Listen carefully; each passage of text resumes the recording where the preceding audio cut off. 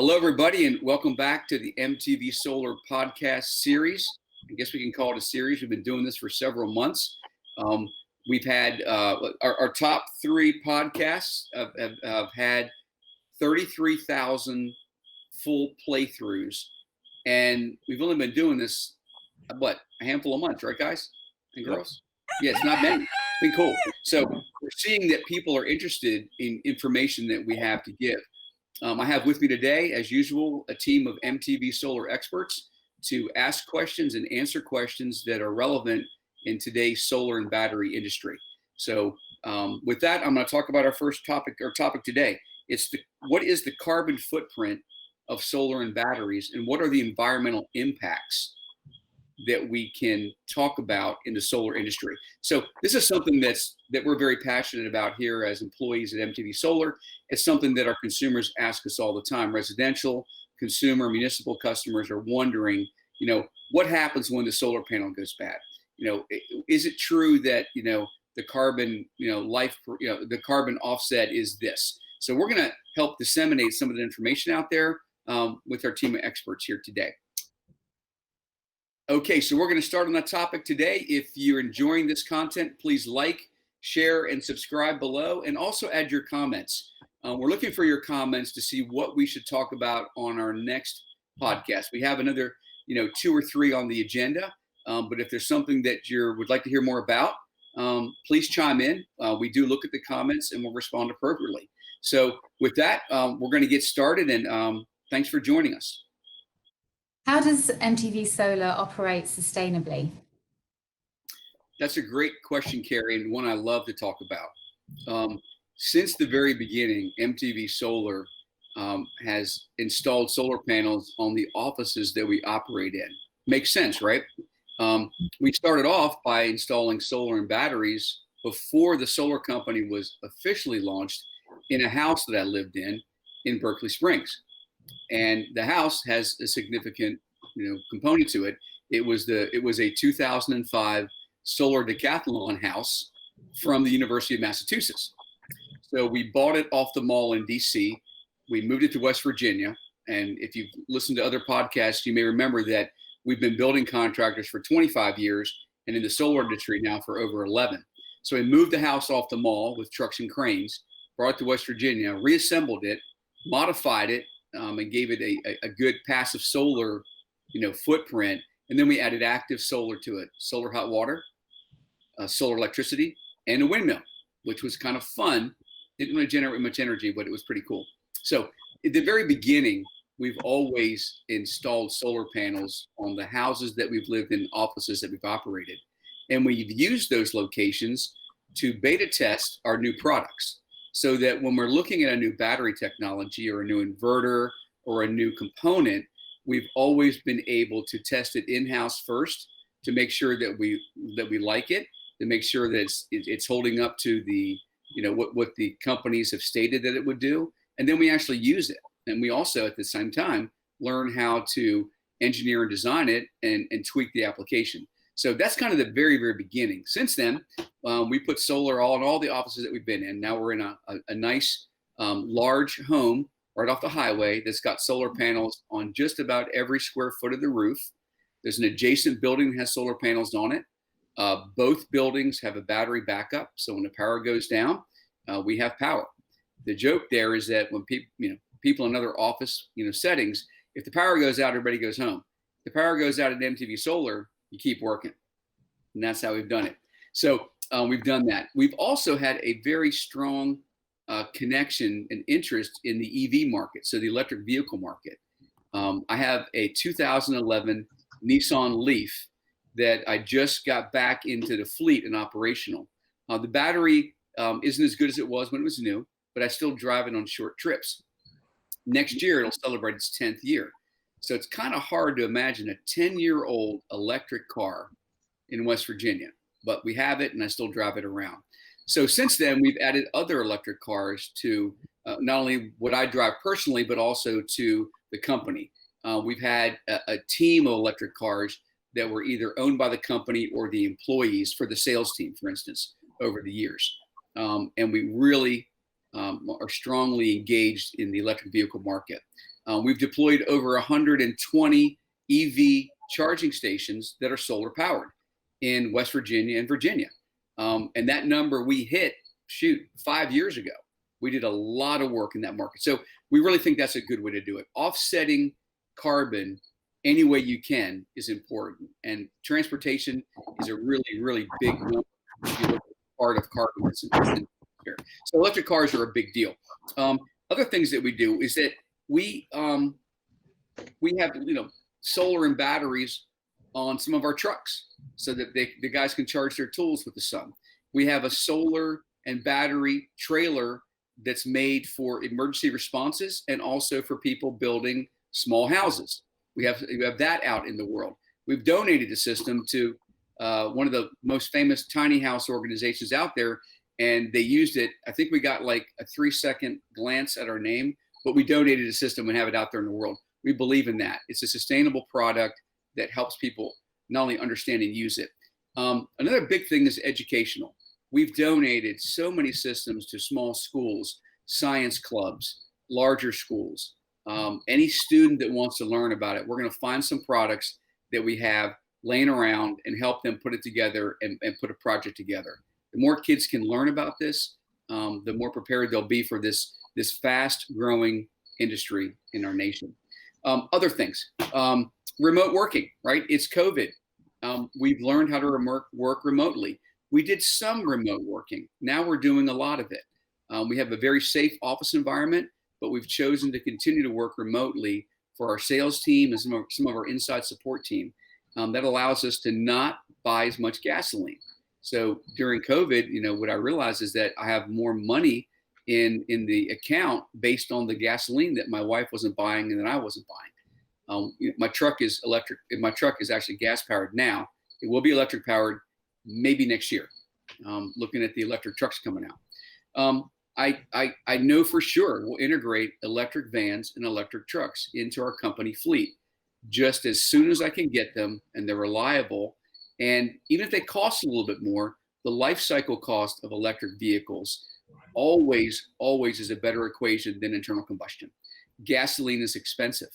Maintenance on internal combustion vehicles is expensive. I've got all the line item budgets year after year after year. I look at them and I go, I can't believe we spent that much money on repairing vehicles and on brake pads and on rotors and on gasoline. It's a lot of money. So moving to an electric fleet is in our future, and we should be the first company doing it because we love to do that. I could say that there's a lot of things that we do, and I'll probably finish with recycling. We supply water to our crew when they work because it's hot, and Gatorade and other supplements so they can work safely. We no longer buy any plastic within our company. We stopped buying plastic water bottles, jugs, and containers for our crew.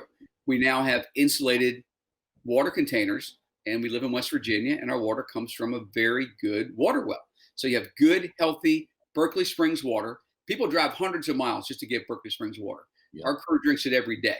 They drink it out of an insulated container, and when they come back, we fill it back up. We make our own ice on site with a little ice maker that's very efficient. That's solar powered. So a lot of things like that we do and are integrated. These were not my ideas. These were the ideas of our company and our employees. A good idea comes in, we talk about it, and it makes sense, and we just institute it. So we love what we're doing, and we know that there's an environmental impact that we all have with our daily choices, and we've been very cognizant about leading the way and showing other people how to do that. So we really do get to walk the talk here because we love doing it, and the people that work here love to bring us cool ideas. What sort of beneficial impact would my business make on the environment if we went solar? Yeah, Carrie, the thing about solar is it doesn't matter if you have one panel or 10,000 panels hooked up making electricity to have an impact, because likely that energy would otherwise come from a fossil fuel source. Obviously, the more you have, the larger impact you have. Same thing goes for a lot of industries out there, things that we see and do every year. Recycling, for example, is more impactful the more we reduce, reuse, and recycle. Planting trees on Earth Day, it's more impactful if you plant 10 instead of one, but planting one is also very impactful and it's important to do. So solar is, in that same vein, solar is still a very young industry that is booming. The first commercially sold electric vehicle had a massive impact because it was the first. Look at where we are now with electric vehicles. The first electric vehicle made a statement that there are alternatives for consumers to choose from in the industry, and solar is very much the same. Businesses now have an alternative source of energy to choose from, and whether or not it's 10 panels or 1,000 panels, it's making a statement to its consumers that we've gone green because we want to be environmentally conscious as we do business, and that statement largely has an even greater impact overall. Even larger than the carbon offset, even though the carbon offset is huge. So, for example, I mentioned this in a previous podcast about how solar carbon offset equates to a certain amount of trees planted. So 1 kilowatt hour of consumption off the electric grid produces 1.106 pounds of carbon that is released into the air, in the plant as it's created. So one 30-year-old tree actually absorbs 193 pounds of carbon annually. So since solar is offsetting kilowatt hours that would otherwise release carbon into the air, that relationship, and since trees are absorbing carbon, that relationship equates to a certain amount of trees planted as we produce clean electricity. So we recently completed a project in West Virginia that is now the largest in the state. It's a 623.79 kW DC array. And its carbon offset is huge. It's equivalent to over 350 trees planted every month. And that's not just, little seedlings. Those are 30-year-old trees absorbing carbon. So that's a large impact. If you're a smaller company, we've got, hundreds of small businesses with solar on their roofs and or grounds. And their aggregate is equivalent or larger than that single large array in Wheeling, West Virginia. So the overall aggregate impact of businesses going solar together has a major impact on the environment. And that statement that is made while we're doing that drives more interest in solar, which will ultimately result in more arrays going in and being installed, which, that's an immeasurable impact alone. Does my small residential electricity system make much of an impact? Yes, it does, Carrie. It's in the same vein as a business, small or large. If you do 20, 50, or 100% of your offset, you're making an impact. I have a small 12-panel array that does about 50% of my electric bill. And my SolarEdge app says, what does it say right now? It's a little cloudy out there today, so I'm not making a whole lot of power. Making about 1.09 kilowatts right now. But lifetime, I've made 1.42 megawatt hours in the last, went online in July. So wow. Not too bad for that small little array. And what's cool about this app is down at the bottom, if you scroll down, I don't know if you can see that or not. Yeah. It tells me my equivalent trees planted and CO2 emissions saved. So far, I've saved 2,203 pounds of carbon that would otherwise be, released into the air. And I've planted about 16 30-year-old trees, which is not bad. So, large or small, we're all connected on the grid, and we're making a large impact. And my solar array is on the front of my house. People see my array, which builds interest. I've had people ask me about it, and they're gonna someday add solar panels to their house too. I hope anyway. And as the conversation continues to thrive in normal conversation, we're seeing them everywhere now. That more people are going to end up adding solar arrays to their homes, and together we're all going to have a major impact on the grid. Mike, I agree with everything you said there. It really is one solar panel at a time is what it takes. This is a very fast growing industry. We've been involved in solar for 12 to 13 years, and it's just so exciting to see solar panels go in. We also know that when solar panels go in, they stay there. People will call us and upgrade the inverter. They'll add panels, they'll add a battery, they'll add something to it. But, anybody that has solar panels usually keeps them. The only way they lose them is if they sell their house.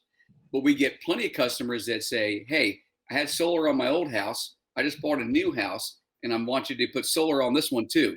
Can you help me out? And we're like, awesome. So once you put solar on, it's an operating system that you're going to continue to put on the next house that you live in. It's just something that people do. So it's really like driving an electric car. How many people out there that drive electric cars, even if they weren't quite sure about it, within a couple of months are like, I will never, ever give up this car. I mean, I will give up this car, but I'm never giving up my EV. I will get the next one. Because once you drive it and you understand it, you'll never give it up. So there's not a lot of, once people adopt, they don't give it up. So we see a high component of that. And solar panels last 50 years or more. So each system that goes in is making power every minute the sun is shining for 50 years. And that's important. The cumulative effect of solar is the piece I think is misunderstood. We may do a podcast about that. The environmental impact of each hour of sunshine based on just our small company is tremendous. Actually, I'd like to see the metrics on that. It's really, really, it's a big, big number and a lot of offset. So, one house at a time. That's the way to do it.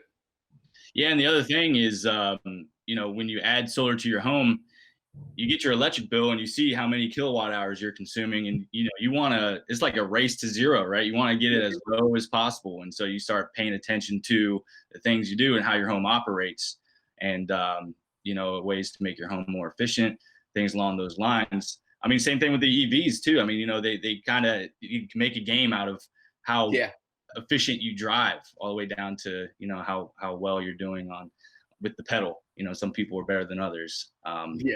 So yeah, it's a whole nother. It's a game that can be played in the household, and kids growing up. It's one of the reasons why I added solar to my home, was because I've got a 5-month-old daughter, and I want her to grow up knowing where electricity comes from, and that we can get it from the sun, and turn off the lights, take shorter showers, do those sort of things, and it can make a big impact. Mike, that's so important. Yeah, the impact to younger children is very important. Definitely. One of the really common misconceptions that I hear out there is with EVs is that you're essentially robbing Peter to pay Paul, because the EV's charging from natural gas or coal. But in a lot of cases, our solar customers are the ones driving EVs. So they love to charge their vehicles from the sun. So it's not as common as you think that people are just drawing directly from the grid without subsidizing some of that with renewable energy. Yeah. Right. My favorite expression goes like this. Driving my Nissan Leaf, I got it shipped in from the West Coast because we couldn't get them on the East Coast, 10 years ago. And I was driving it, and we just lived and breathed the EVs. So what I learned is that I would be at work all day with my electric car, and I'd plug it into the solar array at the office, and it would charge the battery. Then I might get home at night, and I'd plug it in again, and I would use the electrons that I excess produced, the net metered electrons from my house all day long, because my meter spun backwards all day long. I would plug my car in, and I would use those electrons that I'd net metered to put into my battery. Then one day I'm driving to work, and it dawned on me. It's like, I'm driving today on yesterday's sunshine, right? How cool is that? And I was like, wait a minute, that is so cool. It was yesterday's sunshine that's propelling me out into the world today. And that's how solar and EV cars work. And back then we could say that's the future. Now it's the reality that we're all living in, is that it's happening everywhere. And I just thought of something I want to share. Speaking of, Mike, the impact for your daughter, Mila, and for other kids that we've impacted, I realized that when I was a young man, I was in junior high school, we had a neighbor. His name was Vic Simus. He was like the mad scientist guy, but he really was a mad scientist guy. And we're out in the street playing, touch football with our K2, right? Because everybody had a K2 football. I'm showing my age here a little bit, yeah, I earned this gray. So Vic was this guy that he decided he was going to build an electric car in 1978. So he was a really mad, he even had the hair like a mad scientist. And he had this old Toyota, and he'd be over there working on it at night. And we're neighborhood kids. So we 8 or 10 of us show up and say, hey, Mr. Simus, what you doing? He goes, I'm building an electric car. Don't touch that. And we would leave. And then he got the thing operational, and he would drive it around the block. Guess where he drove? Right through the middle of our game, right? Every time he came through. Right? And we were like, hey, what's that? He goes, it's pretty cool. Here, hop in. And he had it all plywooded up, and he had a seat, but everything else was plywood and batteries. And I kid you not, and this is, before seatbelt enforcement and all this other stuff was going on. And we would sit on the plywood and drive around the block in this guy's electric car. I forgot about that. I think that's why I'm so enamored with electric cars. This guy interrupted our game, so we had nothing to do, because here he comes. Car, everybody get out of the way. And then he took us for rides around the block. I went, I graduated high school, went to college, and disappeared from the neighborhood. I'm sure Vic is gone now. He was an older gentleman. His electric car ended up in the Smithsonian in the late 70s. He donated to the Smithsonian. That dude was that far ahead of the curve. And it just dawned on me that I think that's why I not innately, but I really love electric cars. This thing had a high-pitched whine. It was like this mad scientist dude was driving on batteries. We're like, dude, how'd you do that? I think that stuck with me, man. And when you said that about your daughter, I was like, yeah, you live what you learn. I learned that, and here I am. I mean, it's crazy. It's cool. Yeah. That's a really neat story. Yeah, it's cool. What else could I do in conjunction with solar to help the environment? Geez, Carrie, you ask a lot of difficult questions. There's a lot you can do, starting with, planting trees, recycling, gardening, things along those lines. When we look at our home, how do we operate our homes? Do we turn off lights? Do we take shorter showers? It's an infinite amount of things, but what we are starting to transition into is looking at the energy efficiency side of your home. So an energy audit can really help determine how you can make your home more efficient. Heat pump hot water heaters, for example, they're pretty, they're not very expensive, and they're super efficient. They use about 1/5 of the amount of electricity annually to heat your water. Which is a major consumer, especially in homes that have, 4 or 5 people living in it. If you have teenagers, forget about it. Your electric goes through the roof on your hot water. So there's, that's an easy thing to do.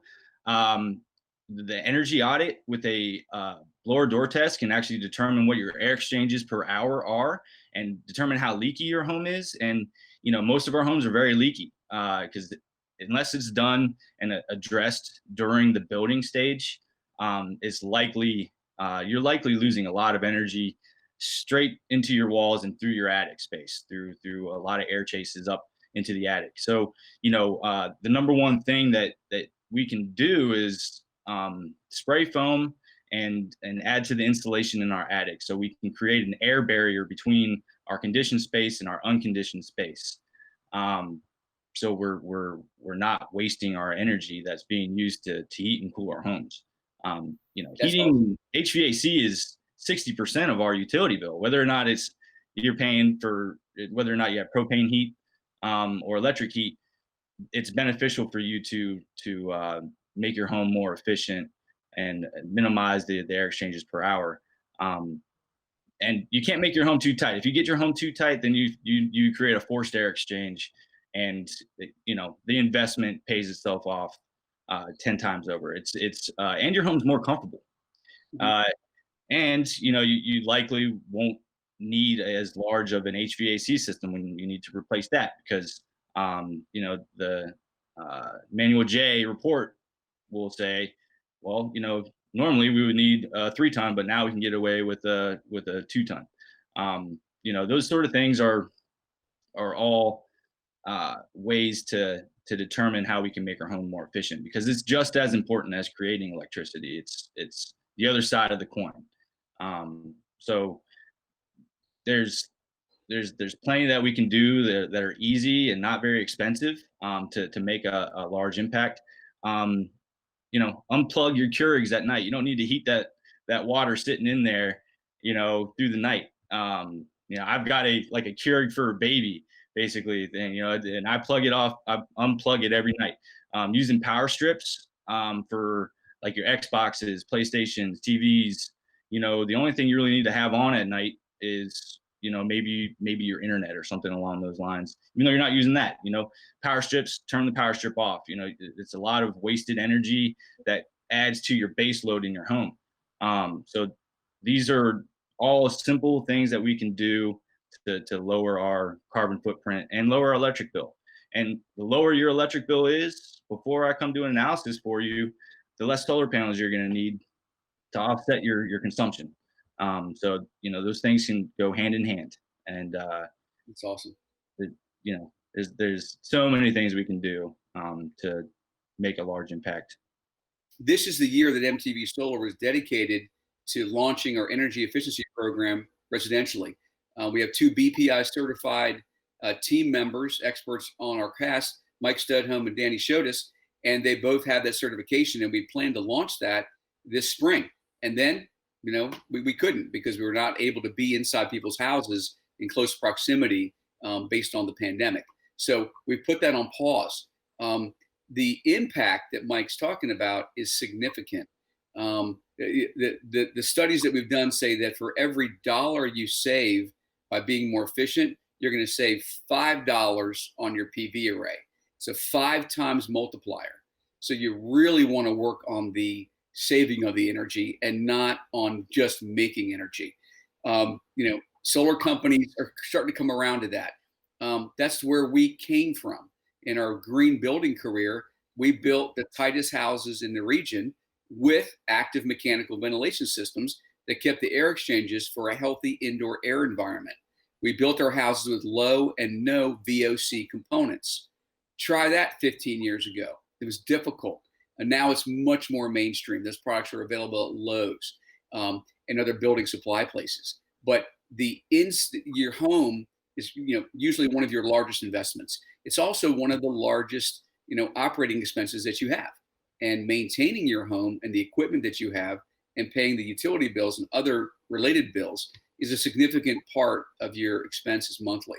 So reducing your consumption while not infringing on your comfort is the goal that we have. So we're hoping that we'll be able to launch that program more safely, or when it's safe we will, but maybe next year, and we'll really get involved in explaining how that works.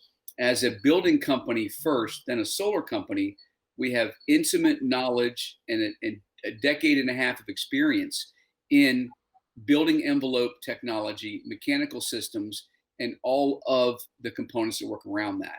We know the intimate quality of the house better than any other solar company, because we were a building company first, building greenhouses. So I'm really looking forward to the day, Mike, when you and Danny are out there managing that team that starts off to do that. And we'll start with all of our existing solar customers, and we'll offer that as a service. And we'll offer that in a service with a deep history in the knowledge. We're seeing more and more solar companies showing up, and they're going to, we will insulate the attic. Or another company might say, we're going to do something with your hot water heater. Somebody else might say, we're going to put in LED light bulbs. There's a haphazard approach to just something that is beneficial, but it's not comprehensive, and it's not taking the highest priorities in place first. we know the entire envelope technology because that was our previous career. So I just wanted to say that, Mike, and I'm looking forward to that. And I can see that passion in your delivery just now about what you were talking about. And I kind of feel like I really wish we'd have done it this year, but we couldn't. So next year we get to do that.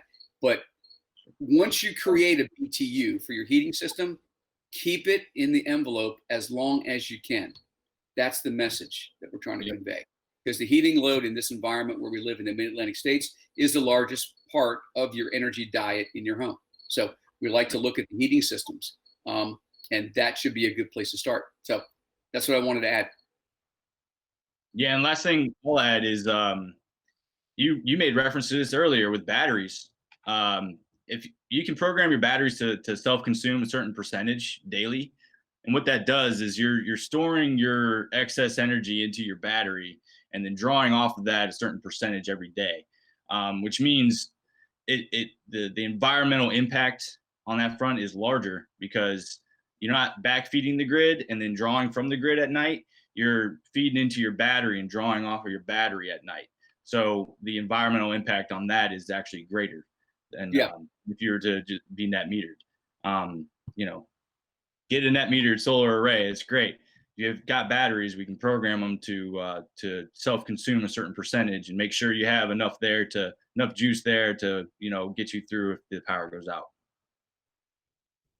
I know MTV Solar uses REC panels. What's REC's environmental policy? Well, Carrie, that was a good question. We choose our vendors wisely because we also want vendors that support the same missions that we do. One, how do we reduce our environmental impact? REC has been one of the leaders in the industry in reducing their environmental impact, from manufacturing to distribution, all the way across the product scope.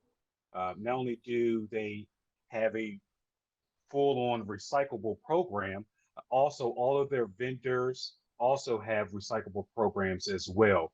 They're looking at building envelopes during construction as they're building out facilities. They're also built with sustainable manufacturing processes to reduce waste, to reduce water, and to reduce the raw material consumption that they're using in these products. So they're looking at an environmental impact from all aspects of the business. That's one reason why we like to use REC Solar. Not only are they trying to supply the people with a way to reduce their environmental impact, but they're doing it so themselves. Not only are they reducing their environmental impact, but they're also supporting other initiatives, youth education. They're supplying panels and other materials to low-income households for energy production. They have an ongoing development and training program along these lines to support environmental change and reduction. And they're just one of many leaders in this industry. It's one reason why we like REC Solar. That's great.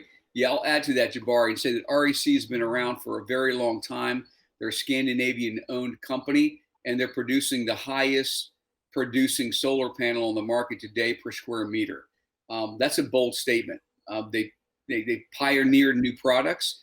They're an excellent partner of ours, and we love REC. They're just a great company, and we offer their products across a wide scope of offerings. They've got a lot of different panels for different applications. Not every application requires the same panel. There's better ways to get more cost-effective approaches to a small residential versus a medium-sized commercial, and the large commercial systems as well. Picking the right module with the right inverter platform and engineering that properly for the optimal amount of efficiency is really what we get a chance to do here within our organization. And we do all that in-house with our NABCEP trained people. And we want the system to operate extremely efficiently and to last a long time. And the warranties, what is our warranty there with REC, Jabari? Because we're a certified installer for them. What kind of warranties are we getting?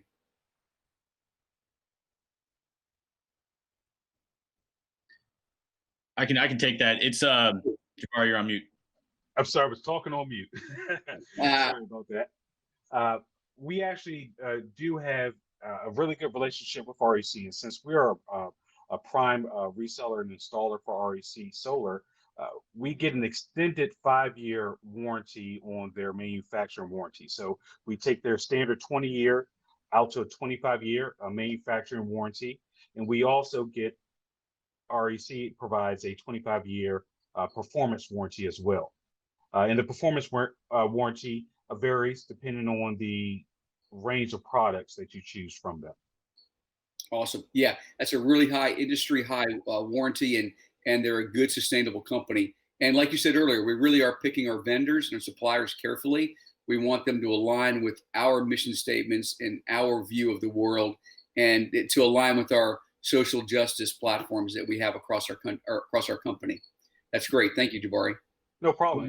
One little tidbit I'll throw in there. REC Alpha, the Alpha panels, their top tier panels, offers an industry leading 92% guaranteed power output after 25 years. Wow. That's just mind boggling.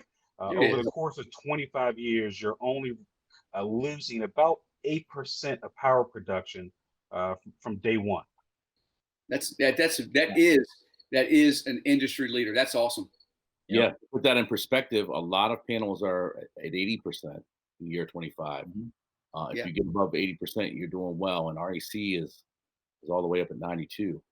That was industry standard not that long ago was 80%. If we were seeing something 85%, we're like, wow, 86%. Wow, we're at 92%.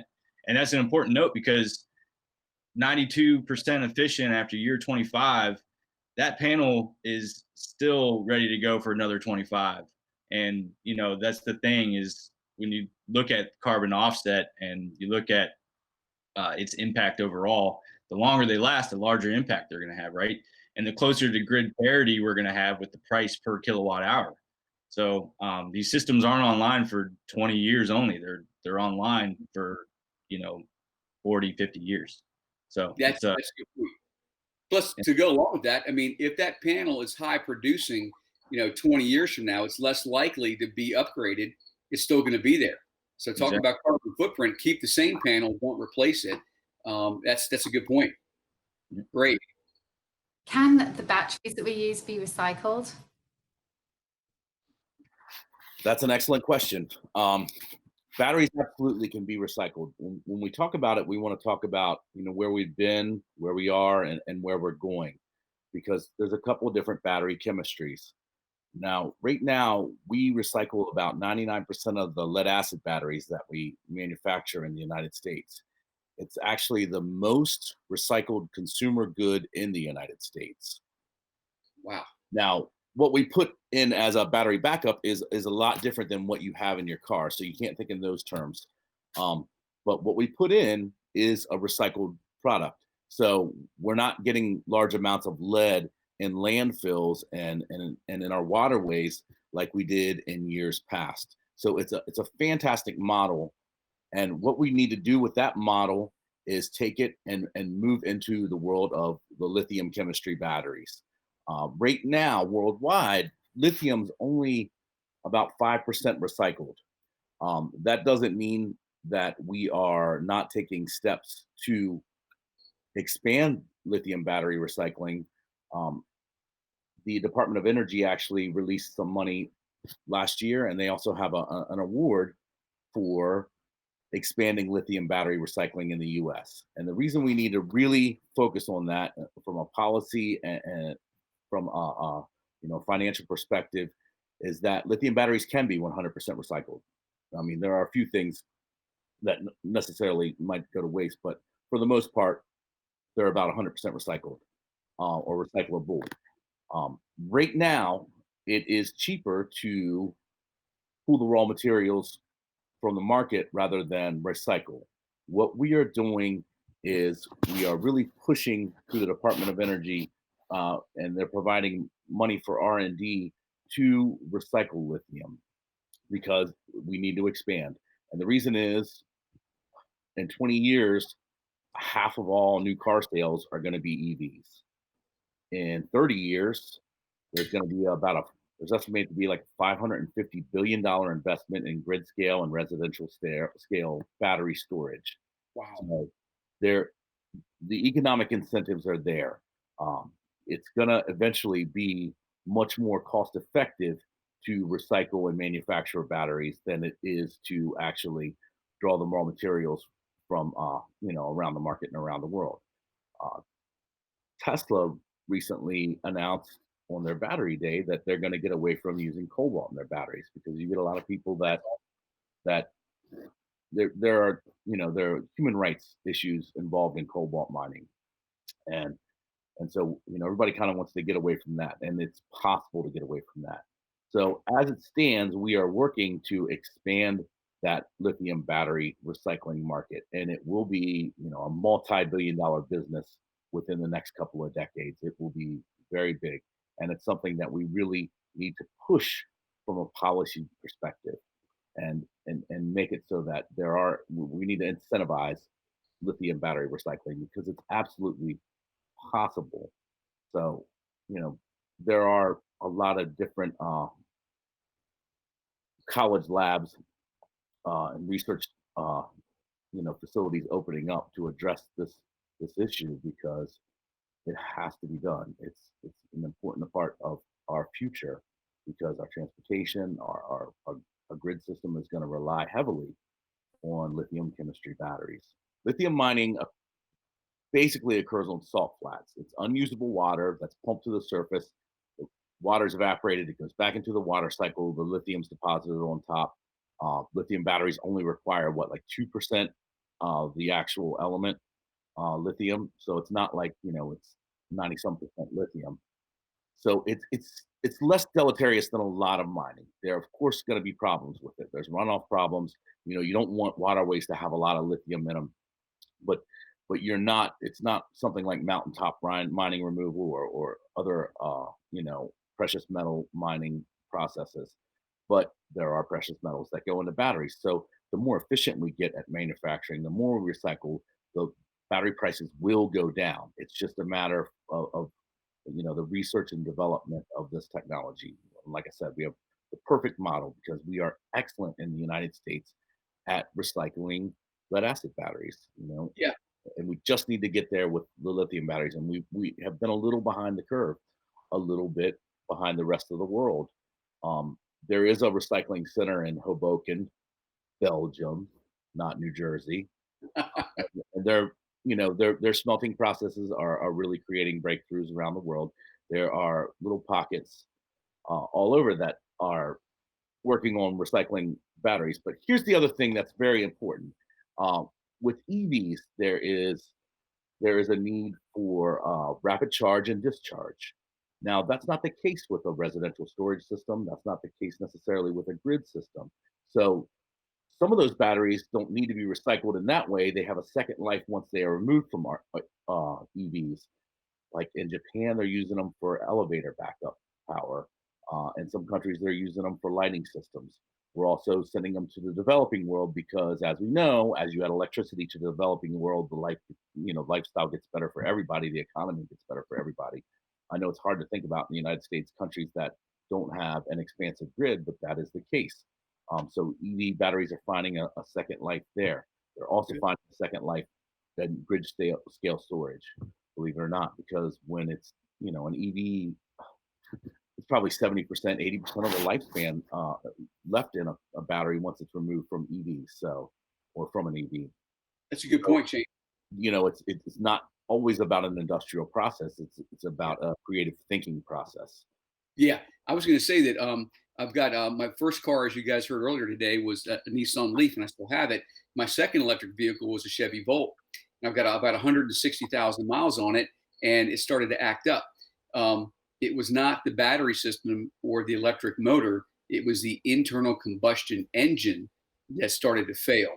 I've got a problem with that that's going to be too expensive to fix. So my Chevy Volt, with not very many miles on it, I don't think 160 is very many miles for an electric car, is now going to need to be sold. And I'm looking into where I'm going to sell it. And it turns out that the battery that's in there, that 40 kilowatt battery, is worth something.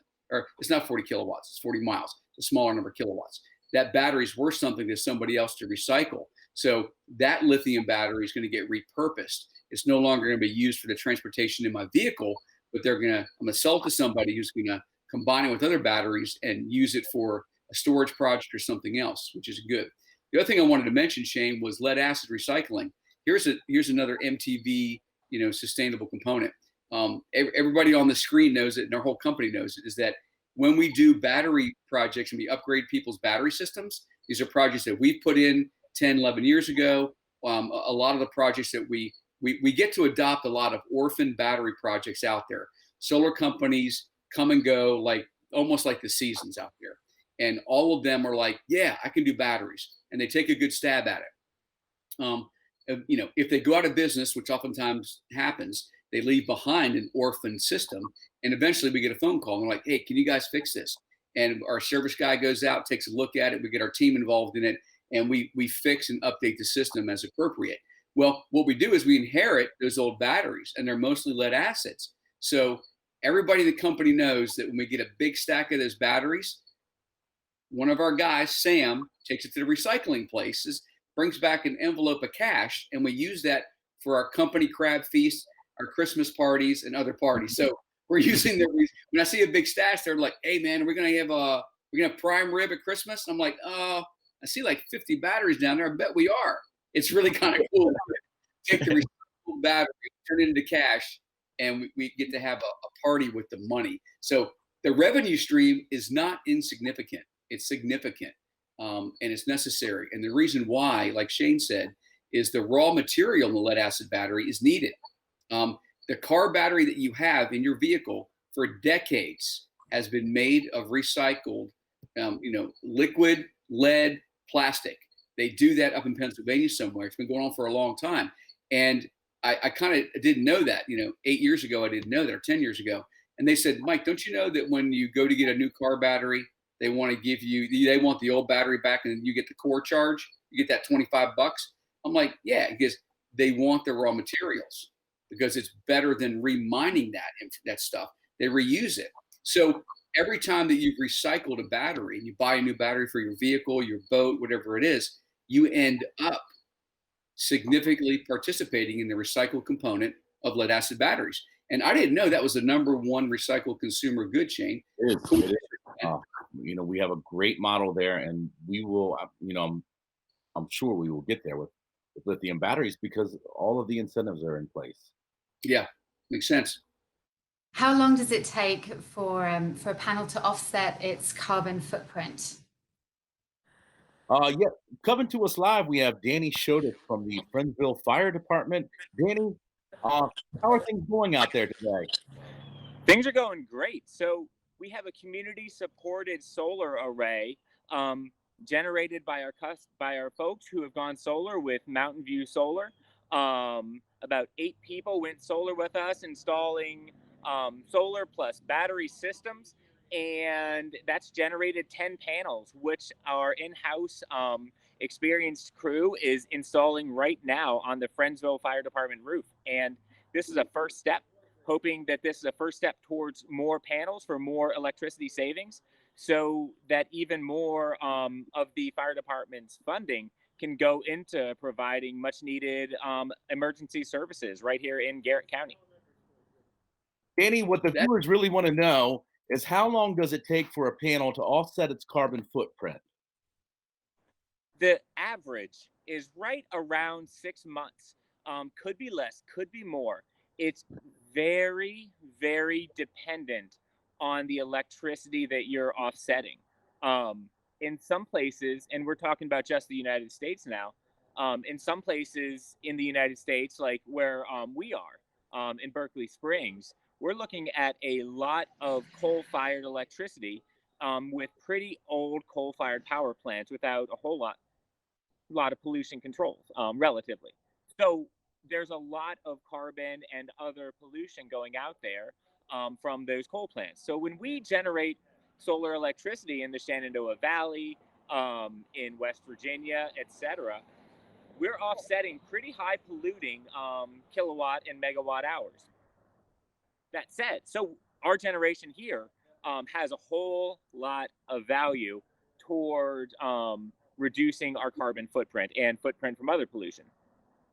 Good. In locations that have, say, hydro, like you look at Oregon or Seattle. solar going up out there. That solar is offsetting, say what you will about solar and or hydro, and there's a whole lot of very specific issues there. But in terms of carbon footprint is next to nothing. So solar in a high hydro generating location doesn't have nearly as high of a carbon reduction and pollution payback period as solar installed in a place like West Virginia where we operate. So it's very dependent on the location, but overall, there's high value in distributed energy and high value in generating your own electricity.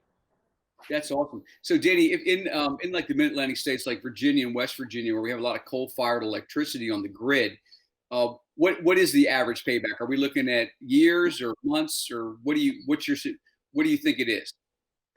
I don't know a specific payback that I can stand behind offhand, but if I was to venture a guess, I'd say the 6-month, very low, very low payback pollution payback period sounds about right to me. But I don't know a number that I can stand behind. Gotcha. Good. Can solar panels be recycled? Thank you, Carrie. So solar panels are made of a whole lot of stuff.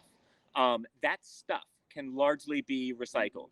That stuff is a whole lot of stuff that we use in our everyday life. A lot of metals that can be recycled. Now, in that stuff, there is a low percentage of heavy metals, low percentage being low percentage of the overall weight of the panel. That's much more difficult to recycle and is more polluting, the heavy metals that are in panels. So there are issues with that specific stuff, the heavy metals, that the solar industry is really looking into addressing how to recycle. The biggest thing is something we touched on a good bit, is how long solar panels last. And that's important to this question because if you're looking at a boom in solar panels that have happened over the past 10, 15 years, we're right in the middle of the life of those panels. Those panels aren't ready to be recycled yet. So it's not a situation where there's a incredibly high need for recycling right now. Where we are and where we need to be, and we need to be better about this, is doing the research, development, and building of the facilities that can accept the high level of waste stream that's going to come in the 2020s and especially the 2030s and 2040s. We need to be getting ready, and the solar industry, SEIA, the Solar Energy Industries Association, and other organizations are looking into that to develop those plans and the infrastructure to accept the high waste stream that's going to come down the line in 10 to 20 years. In Europe, they've had solar up a lot longer than we have. Germany has, while it has less solar potential, it has different policies. So they have a different incentive policy, a feed-in tariff, that has really incentivized Germany to go solar a lot quicker than we have, even though we have better solar potential. As a result, Germany and Europe are a lot further along towards hitting the end of life for panels, or where it makes economic sense to replace panels. So Europe has been doing some significant research and building out, and they've been finding that 95% plus of the weight of panels can be recycled. And I think it's something that's going to get better over time to deal with those heavy metals, because just like battery recycling, there's a lot of money to be made there. And so it's about public policy and industry associations being used so that companies take the initiative and recycle. So we need incentives, we need research and development and more so that we're ready to accept the waste stream that's going to come down the line in 10 to 20 years. And one last piece, for the small amount of waste stream that there is now, you talk to any solar company, and what usually happens, honestly, and this is much more, it doesn't get headlines, is if there's a broken panel or a panel that is not as high producing, that panel is given away to an employee or recycled and not recycled, but reused in some other way. So a lot of the panels, in terms of like a case by case basis, 2 panels out of 2,000 panels going bad, those panels are usually repurposed for something else. I wanted to ask you a question, Danny, while you're out there doing live reporting. We just went through this, and we've got over 33,000 playthroughs on the last 3 podcasts we've done, and you're involved in what would be, categorized under our community involvement podcast. So give us a little more information about what's happening out there today on the roof, and if folks want to learn more about it, they can go back and watch the community involvement podcast. But give us a little more detail about what they're doing. I see some guys out there. It looks like they're working.